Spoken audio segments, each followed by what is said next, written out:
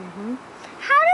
She's going to bring it up to her corner, and then she's going to eat it up there. She's going to drink the blood.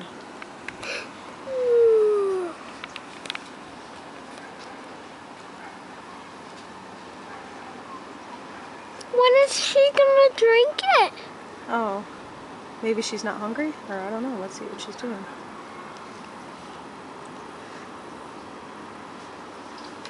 Uncle Mike's going to love this. What do you mean? When we go in and put this in the computer so he can watch it. I don't know if she's hungry though. She might just hold it for later. Yeah, that's alright though. Oh no, maybe not. No, she's coming. There you go. Now she's going to feed on it.